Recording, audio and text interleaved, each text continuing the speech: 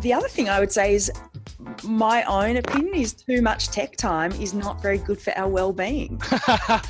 Uh-oh. Sorry, but it's really managing the boundaries around that. Hello and welcome to this episode of the WP Elevation podcast. I'm Mike Killen, a WP Elevation coach and WordPress marketing specialist based in Devon in England. I'm very excited to announce that our feature guest this week is Amy Felman, a clinical psychologist and host of the psychology podcast We All Wear It Differently. In this episode, we're going to talk to Amy about mental health in general and how important it is that we take the time to look inwards and help ourselves. Stay with us. This is the WP Elevation Podcast, helping WordPress consultants elevate. Hey, this episode of the WP Elevation Podcast is brought to you by WP Elevation. Well, more specifically, it's brought to you by a bunch of our happy customers.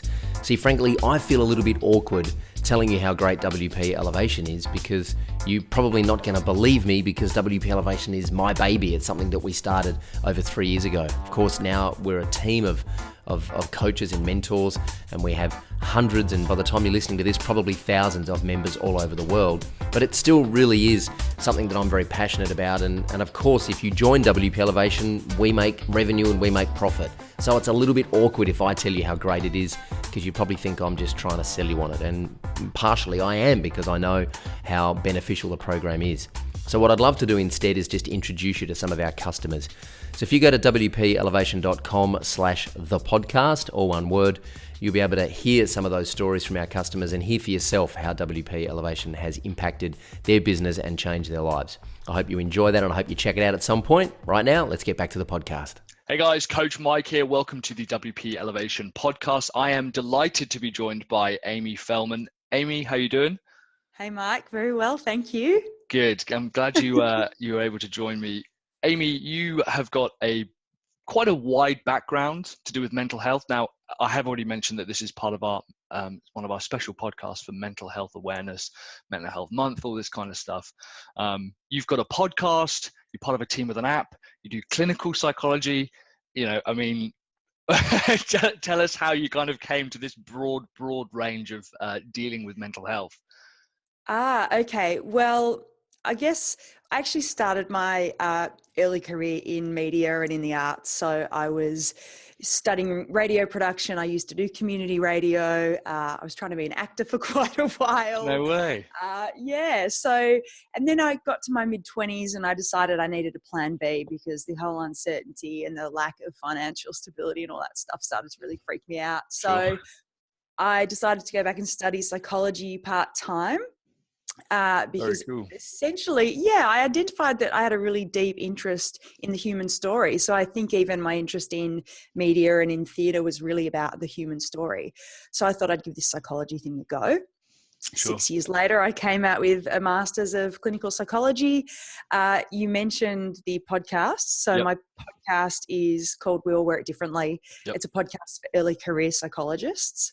So essentially, I interview psychologists from all different backgrounds, from forensic psychology to eating disorders, yoga psychology, you name it, we do it. It's fascinating. Yep. So that's kind of where the media psychology part comes in. I also work clinically, like you said. So I work at a private practice, or two actually. So I work with young people. And I also work with adults. I've done a lot of work with people with personality disorders in the past as well. Wow. And then the app that you mentioned is called Smiling Mind, and it's a mindfulness meditation app. We also run workshops, so we train teachers and corporates in mindfulness meditation.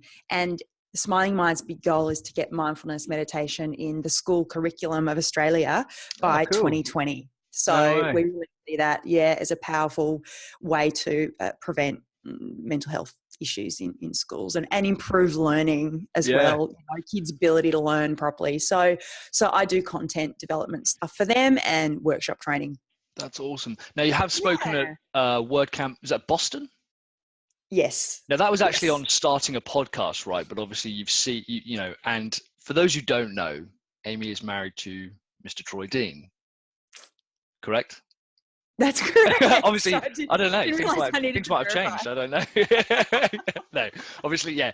Amy's married to Troy, so Amy knows the WordPress, the digital creative space. You yourself said that you came from like a media and production based background. So why is it that in this area, in this industry, we need to understand mental health, know about it, be aware of our own and other people's around us? Why is this so important? I think in all industries, it's incredibly important. Sure. But no doubt there's, I guess, some specific things facing people in your industry and freelancers in general who often work in isolation.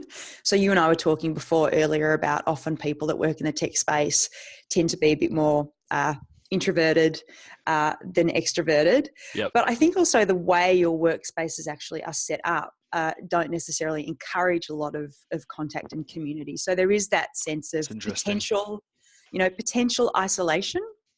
Yep. Also, when you're working alone, you don't have a lot of support around you. So the team factor. So many of us go to work for the love of the team. Yeah. So that's a really important part of our working life, is that social support and connection and all that downtime, those chats in the tea room and, the drinks after work. Yeah. They are what often get people through. So that's really important.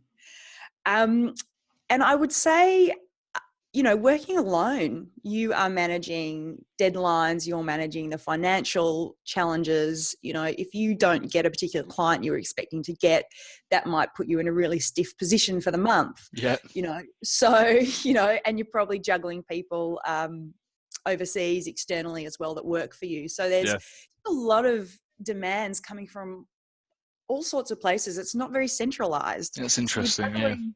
You're juggling many balls, I guess, all the time. The other thing I would say is, my own opinion is, too much tech time is not very good for our well-being. Uh-oh. Right. Sorry, but it's really managing the boundaries around that. Yep. Whether you think it or not, it takes your energy. I mean, for everybody listening to this, think about a day of 8 to 10 hours at a computer, how drained you feel at the end of it, Yep. Yeah. So you might not go outside as often, not spend as much time in the sun as you need, getting your vitamin D, connecting with nature, connecting with people. So I think all those things as well are important. But like I was saying before, I think it's just critical for all people to pay attention to your mental health. Just like we take care of our bodies, we need to take care of our minds. And if we don't, it can affect our functioning. Do you want to function optimally in your life, in your work, in your relationships, in everything that you do? Well, then you need to pay attention to your mental health. And if you don't, if you ignore it, which a lot of us tend to do, push it under the cover, well, like anything, it might get a little worse. Yep. And then sometimes we end up in that vicious cycle. And before we know it, everything's impacting everything else, and it's difficult to get out of. Yep.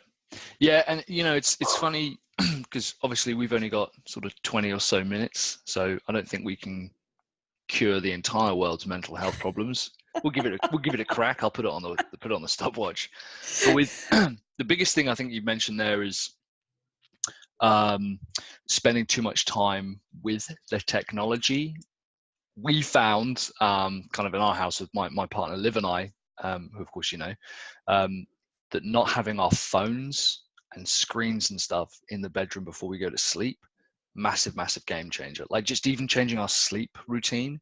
And I think part of that stems also from that need to, I don't know what the technical term is, but that kind of feeling of false connection, where if I go, well, if I've got emails coming in, I have to answer them because I'm connected to people. That's kind of, I don't know, now that we don't do it, it kind of feels a bit artificial, unless you're doing it constructively. Yeah. And you actually get a dopamine hit every time your phone goes bing and the light flashes. Tell me about it. Yeah, you're getting a little hit. And it's like, ooh, that feels good. And people like me, And so there's not only that, there's also the attention the attentional blink that happens every time you are distracted. You know, you lose a certain amount of seconds or minutes. It takes a certain amount of seconds or minutes to bring your attention back to what you were doing. Yeah. And when you add that up, you might be losing 8 to 10 hours a week of your time just through the distraction of checking an email, checking your phone, just for that quick dopamine hit. So you really need to be very strict with that.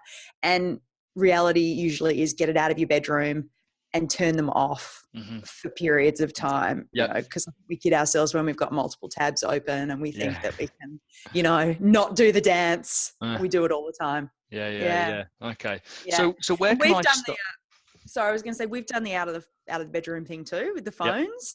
Yeah, it's key. You wake up in the morning with a clear head. You don't check immediately, etc. Yeah, no, I'm a big fan of that. And kind of leading down. So when we start, what are some of the things we need to start bearing in mind if this is something? Because this was always kind of the equivalent of like starting going to the gym. A lot of people know that there's stuff they can do, but they've got absolutely no idea on exercises, the psychology behind it. You know, what they need to look for. Where do we start? You know? Yeah, it's interesting you say what to look for and where to look, because we really need to slow down and look at ourselves, don't we? You know, what's going on for me internally, in my internal world, my thoughts, my feelings, my physical sensations, etc. And then how am I also interacting with my environment? So I would say a great starting place for people is a mindfulness practice, which is essentially cultivating your self-awareness. So what's happening right here, right now for me in this present moment. But it's also how you're paying attention to that. So you're doing that in a non-judgmental, very curious and open way. So just how you might say to a friend, you know, how you're feeling, what's happening right now, you know, what happened before, how did you end up at this place? We also need to respond to ourselves that way too. Mike, you know, how are you feeling? You know, you had an anger outburst today. What happened? What did you notice? How are you feeling now? So it's really about checking in with ourselves regularly. And through mindfulness training, we can actually learn to pay attention to those things. And that gives us a lot of information in how we can respond more effectively in our lives. That's cool. Okay. So mindfulness and being aware of something that's happened and kind of just giving ourselves a period of reflection over those things. I found as well that patterns of behavior, that's typically where I'll go, I need to kind of think about this because this shouldn't be happening. Now, a lot of the time it's really easy to say that because, you know, you kind of think, well, that's an option. But I think a lot of people, particularly for periods of anger, because anger is actually how my kind of depression and whatever manifested itself. I was just constantly angry, and a lot of people are like, no, it's like I didn't feel motivated, I didn't want to get out of bed. I was getting out of bed, I was just furious all the time. You know, wow. Just tiny things would like set me off. And so that's kind of our journey. But we know of people who, you know, struggle to get out of bed, or they're anxious all the time, or they kind of shut down their communication process. I don't think it manifests itself in exactly the same way. Is that because it's like a coping mechanism, or I don't know? Are you saying things don't manifest in individuals in the same way? So somebody might mental angry. Health. Yeah, mental health is not like you're depressed, that's mental health. I don't think it's as clear cut as that. Or well, so you're talking about mental health versus a mental health disorder. Oh, right. Oh, okay. I think that's what you're touching on a little. I think so. Yeah. You know, so you might have somebody who meets criteria for a mental health disorder. So, you know, a clinical depression or an anxiety disorder, or a post-traumatic stress disorder, versus somebody who is dealing with anger that is impacting their life, but maybe you don't necessarily meet a criteria for that. So you might not necessarily get described as having a disorder. Sure. However, your mental health still impacts you in every way and in everything you do. So mental health sits on a continuum. Okay. You know, from, I guess, kind of optimal functioning right through to a serious mental health disorder. Sure. And we can all fall in at any space on the continuum. And we can also move along the continuum as well. People often think that if I've been diagnosed with something clinically, then that's it for me. And that's not the case either. Yeah. Okay, so does that answer your question? yeah, no, it absolutely does. That was kind of because the reality is, I think we talk about it a lot, and to be honest, I'm a complete layman when it comes to this. I literally have no idea when it comes to this kind of stuff. So that's why I was fascinated to come on this call and talk about this, because it seems Yeah. like there's a very broad brushstroke, I think, across a lot of this kind of stuff. And it's Yes. far be it from me to say to someone, oh, that's because you work in this industry, or that's because you're just feeling a bit sad or whatever. I've got no idea. So the fact that there is such a broad range to me suggests that people need to kind of explore that and see where they fit within that. I don't know. Yeah, well, you were talking about kind of short-term responses. So, like you mentioned something previously to me about like, a panic response versus like a long-term, so a short-term panic versus a Yeah. long-term That's interesting. experience. And so there's a short-term panic or stress attack that might happen in a situation which is understandable. Sure. So just say you lose a big client and it's got something to do with a mistake you made. So it would be understandable that you would have a really strong response to that. But then That's interesting. what happens after that response? Yeah. So do you then lose half the day or half the week to a low mood? Yeah.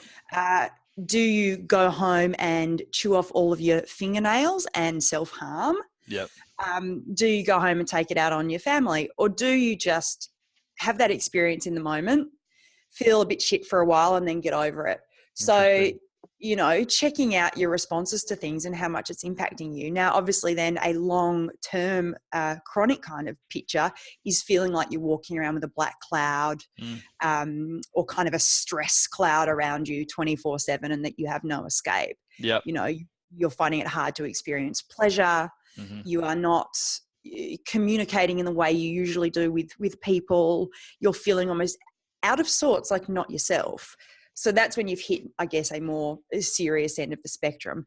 But again, everything sits on this continuum. So, do my short-term responses, is it understandable or is it having a greater impact on me? Are they building? So am I having more short-term panics or short-term stress attacks than I usually do within a week or a month? What's happening there? Yeah. So that's why, it's really important to constantly pay attention to these things.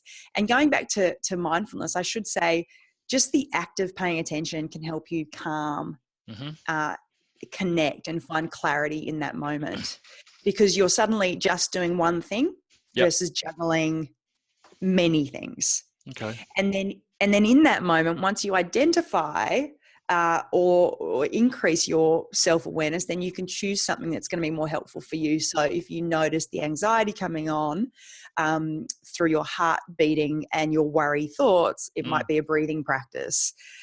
It might be calling somebody who always lifts your mood, reading a positive affirmation, whatever it might be that helps you.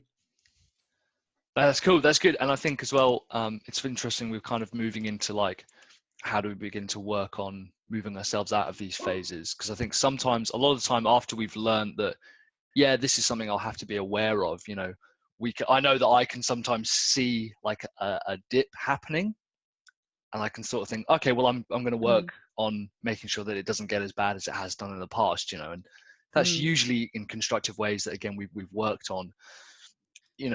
Is there anything else that we can begin to work on if we understand that we've got these kind of feelings and emotions and thoughts happening to help us kind of begin to work our way out of it? Particularly as we're usually one people organizations at the time. You mentioned community, which is great, but sometimes it's not as easy as just being like, right, just going to find a bunch of mates and find a bunch of co-workers. Yeah. I'm just interested to hear from you before I go into the strategies things. What are the tips? Or you said there are things that you notice before you go into a dip. Yeah. That might be helpful for your listeners if you're comfortable to share that. Yeah, that's a good point. Yeah. Because that's what we're talking about. So I noticed that I begin to think really far ahead in the future and think, well, that's it. Everything's going to go wrong. The world's going to fall apart. I'm not going to be able to pay the mortgage. My bank's going to call me up. I'm going to end up being on the streets and everyone's going to, and I'm like, and I have to stop myself and physically the next thing I do is actually write a list of everything that's going wrong, and it's actually usually only about 2 items that I then think are then going to spiral out of control, kind of like the butterfly effect. And for me, when I write out those 2 items, I'm like, it's an email and a phone call, Mike. Let's be honest. Like it's probably not going to result in you being like used as a, like a science experiment. My worst fear is that I'll end up with so little money that I have to give my body over to science. That's like the fear. So, I'm so glad I asked you this question. yeah, definitely. Me too. I'm really happy. Yeah. No, this is good. Right. And so my thing is I'll write down the 2 items. First of all, is actually take a break from whatever it is I do. And I'll usually go for a walk or something. And it's kind of the difference between thinking over those 2 things in a non-constructive way and me going, this is probably not going to fix itself in the next 20 minutes. I can at least just go get some oxygen. I know what it is that I've got to do, and I'm going to come back to it. And 99 times out of 100, it's just gone, and it's not a problem anymore, Amazing. Yeah. So in that way, you've slowed the whole process down by just paying attention to what is happening. Yeah. You've done it in a way that's not a judgmental. You haven't given yourself a hard time about it. You're like, I know what this is. Yeah. This is you catastrophizing like crazy. Yes. I'm familiar with this story. Yep. The old body over to science story. Yeah. I know what this is about, and I can step back, get some space. Yep. That little pause Yep. to make it a more effective choice in that moment. And that's essentially what we want to train ourselves to do. Yes. Yeah. And it has been quite a long process of training. It's been probably over 10 years since I've been kind of trying to learn this stuff. It's not like because this is the thing as well, is it's definitely not the same process to deal with it for every single person, which is what I've learned through talking to other people about this, And I should say that when I just say, a mindfulness practice, it is a practice. It takes a long time to train yourself. Yeah. But if we don't have awareness, if we can't observe what's happening, how can we respond in an effective way? That's so good. We need to know what's happening. Yep. And for you, like having a background, I think you might have said that you'd experienced some depression before. That's it. Now you know the signs early and you can respond before it gets too late. Absolutely. Yeah. And that was a huge part, which I thought was really interesting, that the kind of the therapy and stuff that I went through, a lot of it was to do with, we're going to help you now. Because part of it was just like and I talk about this, I had a vlog recently on WP Elevation. Part of it was like what I believe to just be like a chemical imbalance. So it wasn't necessarily anything that was happening in my life. It was just like my brain was a bit odd. But also a lot of the therapy was to do with, we're going to help you develop ways of being able to kind of strategize this going forward and deal with it as it comes up. And it kind of does. Mm-hmm. But what I did find is that kind of, I don't know if you know the analogy, for the less time you've been playing golf, the more likely you are to show someone how to swing a club. And I found a lot of the time that people who had been dealing with these problems and mental health and having to cope with it, the less time they've been dealing with it, the more they told me that this is how I had to cope with it, or this is what I should do. If that makes sense. And I was like, but that's not how I want to cope with it. Some people are like, oh, you should just go for a run, or oh, you should be on antidepressant drugs or whatever. And that's fine. If it works for individual people, that's awesome. But I don't think it's as easy as just saying, this is the checklist you need to do to stop your thing, right? Yeah. And so that's why I tend to talk about more cultivating that self-awareness versus just to diving into strategies. Mm-hmm. Because how can you dive into a strategy if you don't know what's happening? Yeah. At the moment? You don't understand it. Yeah, absolutely. I mean, what are the type of things that we are looking for? Well, so you want to get to know, like you were talking about before, with your catastrophizing pattern of thinking. So you've gotten to know the way you think really well. Yep. And you talked about your patterns. So you're looking for your patterns of behavior. You'll actually notice we have something like 50 to 70,000 thoughts a day. I don't mind. It's close to about 2 or 3, but yeah. Many of them, I've heard some crazy statistics, but something like 90% you might have had the day before. That's insane. So we're on repeat. And I did a little exercise once, but I read a whole bunch of my past diaries. Oh yeah. So yeah. And it's funny actually, because they always end after about 10 to 15 pages when I had a breakup. And it was just too hard to go on. So, yeah. But essentially from about the age of like 13, 16, 21, 24, the same stories, the same content. Yeah. Obviously a changing person, Yep. but the core of who I was, the core beliefs about myself in the world were very similar. And it's only been since my sort of early to mid 30s that they've actually started to soften and change, but partly because of my awareness of them. So paying attention to these thoughts that we have on repeat constantly can then again give us the distance of, oh, it's just a thought. I don't have to respond in a way as if it's factual because I'm having it. You know, thoughts aren't facts. They are strings of words that come and go. We don't follow 50 or 70,000 of them every day. Often we have like our top 10 that we follow. Yeah. And it's often those top 10 that get us into trouble. So paying attention to thoughts, obviously, how we think, paying attention to our physical bodies and our physical responses. You know, when my heart starts racing, when I start to sweat, when I clench my fists, what's that telling me about how I am? And what can I do to slow down this stress response or this anxiety response? Paying attention to our emotional world, checking in. How am I feeling? You know, just like we ask the people that we love, you know, how are you? Well, we need to ask ourselves that question too. How are you? That's very interesting. How are you feeling? Cool. You know? And then again, like I said earlier, paying attention to our environment as well. So how the environment impacts us, certain people, certain places will impact us differently. Yep. And we will also impact the environment differently too. So we need to pay attention. Do we treat our family differently to our colleagues? What's happening there? So all those little cues that will help us identify the things that trigger us as well. Yeah. Yeah, that's really interesting. I answered your question. Yeah, you know, absolutely. And that's because that's the big thing. And I'm glad you kind of brought it up is a lot of physical stuff. The interesting thing I find about mental health is if you say to someone, look, I'm depressed. Okay. I understand I'm depressed. You know, a lot of the time our way of going, oh, can't you just fix it? I was like, but if it was a broken leg, people would be like, can't you just not have a broken leg? But the problem is that I can see the broken leg. I can physically experience that, and I can see that. Mental health, it's not something that always physically shows itself. So it's kind of like underneath the surface. So there are things like patterns, thoughts, like even noticing stuff that like your heart's racing, you're sweating, maybe, I don't know. Seeing those kind of things are maybe an indication you go, actually, there is something happening here. At least I can do something about it now, you know? I think that's the thing that people struggle with. It's not something like a light bulb going off literally over your head, you know?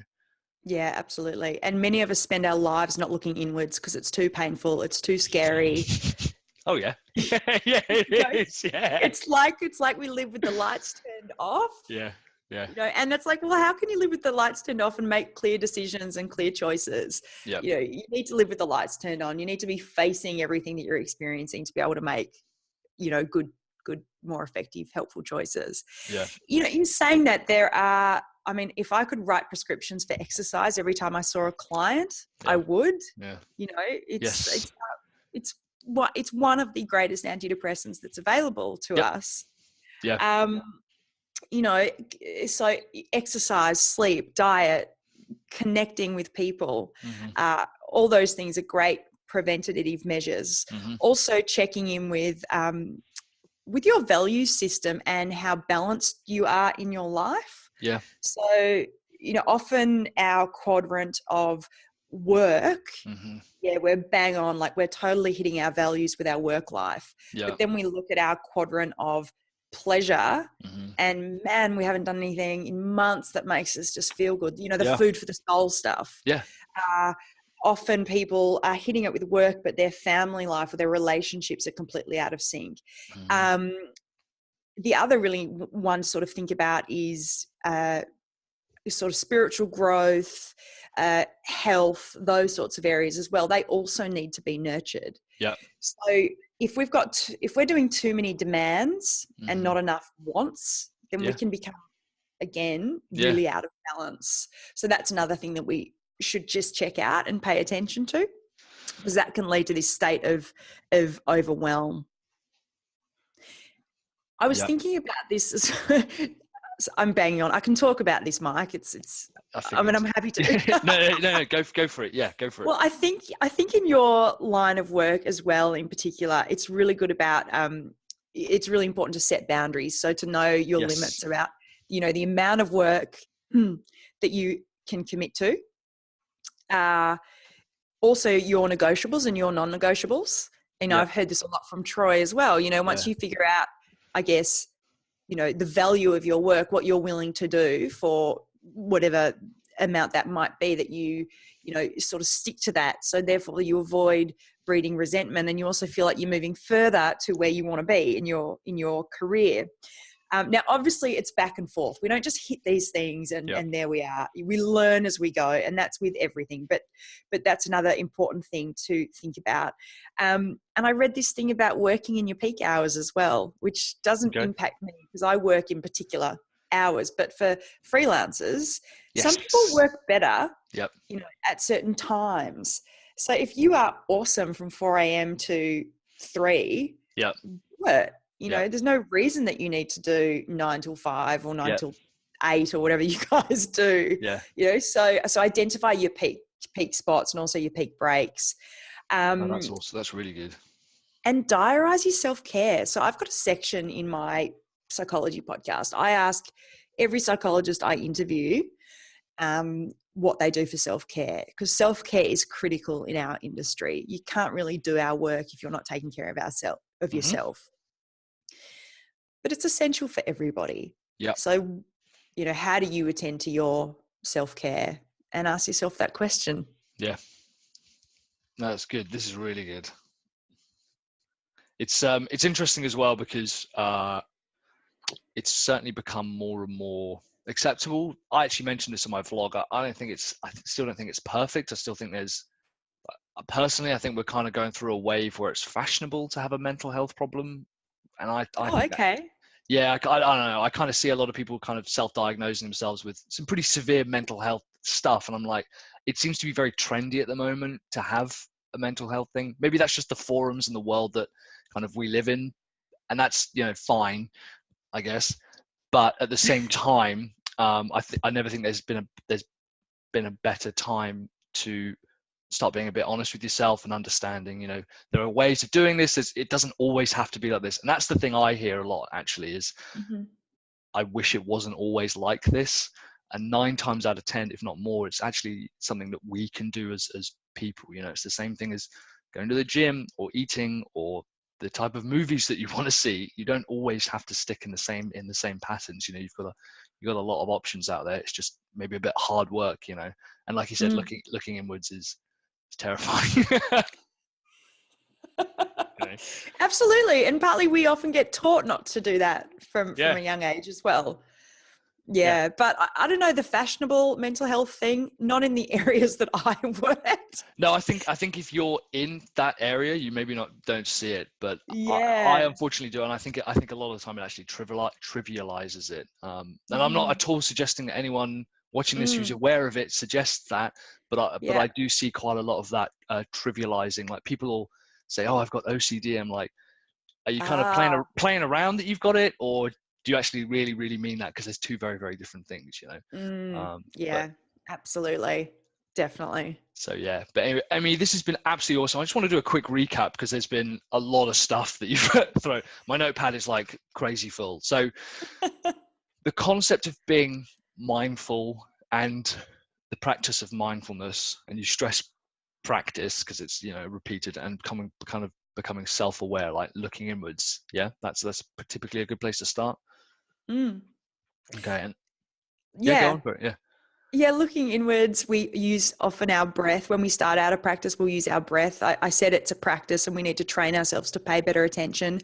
So we'll often start actually with paying attention to external things or physical things, and that will help us to find an anchor in the present moment. So it's not easy to sit back and start mindfully paying attention to your thoughts. Sure. So we'll often use the breath or the body, and that's a powerful way to start. I just wanted to say that. Yes, no, good, very good. Yeah, cool. And we look at, we want to look inwards for patterns and things that we can recognize and signs that, are they building? Do they add up? And are they over a longer period of time? As opposed to kind of the versions that are just those short-term, in the moment responses, right? Those are two different things. Yeah, exactly. So, is my response understandable considering what's just happened? And then does it blow over? Yeah. Or do I lose half the week because of this? Well, then I guess the real question is it impacting my functioning? Mm-hmm. Okay, that's good. Yeah. And that's what we really want to pay attention to. That's good. At the same, impacting my functioning. Yeah. At the same time, we do want to pay attention to even those small moments, because even a difficult situation that passes quickly might require some nurturing or some self-care, so we don't want to kind of just ignore ourselves and just, tell ourselves to get on with it, get up, get on with it, a bit of a slap around. We don't want that. Yeah. We want to treat ourselves kindly. Yeah. And that kind of leads on from, if we're not measuring ourselves and we're not asking our question, how am I feeling? What am I doing? There's no way that we can ever, if you're not measuring it, you can't, attend to it, kind of thing, right? Yes. In saying that, you can start with a behavior. So depending on who you are, and sorry, I should say nothing that I say is set in stone. But, there's always grey. It's different for everybody. And I'm probably trying to make things into bullet points, so I apologize to everyone if I'm trying to oversimplify a lot of this stuff, which I am, so I apologize for that. It's understandable because it makes it easy and for people to follow, but essentially for some people it might be changing a behavior first. So and if somebody is really depressed, the first thing we'll focus on is behavioral activation, like getting people to do stuff. No way. Because we know that changing a behavior can then change just the way we think about ourselves. So getting off the couch, going for a walk, that might be a great first step. Picking up the phone, talking to somebody. So there's lots of different ways in. Yeah. But I essentially believe that work around self-awareness is the key for consistent long-term well-being, future prevention, and all those sorts of things. Okay. And finally, I suppose this is kind of the broadest piece that I picked up on, is that a lot of it's about balance, between all these kind of areas of our lives. We have work, family, relationships, our own physical health, our environment. You mentioned there were 4 quadrants. Now, I believe we did a similar exercise with Troy in the mastermind, and he said, "Look, I'm ripping off my wife here. I've basically stolen one of her exercises." Could you? I didn't develop it. It's very, very well known and very well used. I think it was initially developed by Tobias Lundgren. Cool. Don't quote me, but it's used a lot in acceptance commitment therapy as well, because values work. That's it. They guide our behaviors. They drive us. They let us know if we are out of sync, and they provide a compass, I guess, for keeping us on track. So that's where that work comes from.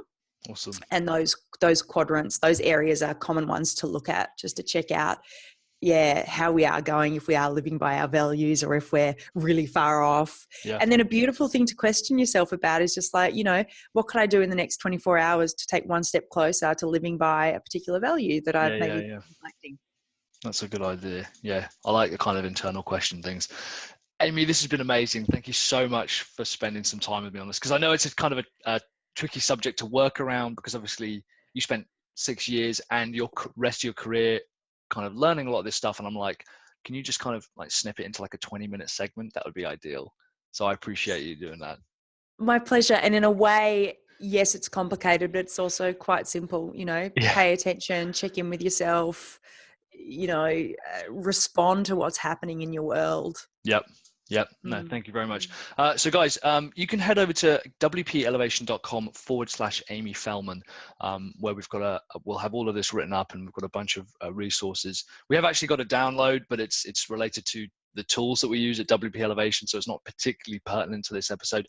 Having said that, we are supporting OSMI, which you can find at osmihelp.org, which is about open sourcing mental illness. And it's about changing how we talk about mental health within the tech community. So this is kind of a big deal. As you can see, a lot of people are kind of talking about this within our industry, because there's so many people setting up their own small tech businesses, and whether that leads to things or whether that attracts those same types of people, I've got absolutely no idea.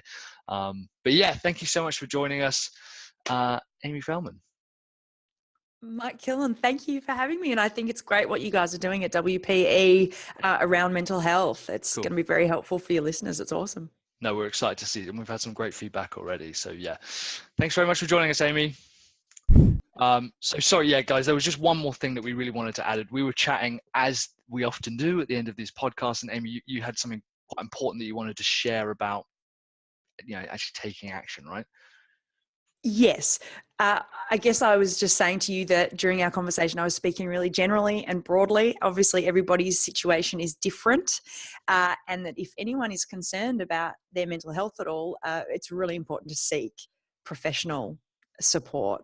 Yeah. And support and professional help is out there, right? Absolutely. As in, see a psychologist, see a counsellor, go to your GP and talk to them about your concerns. Yeah. And that's the other piece of advice I would give. We're talking about all the things that you can do. Essentially, though, sometimes it's difficult to do them on your own. And you do need that support. You do need that person to normalise and validate your experience and give you a safe place to explore these things.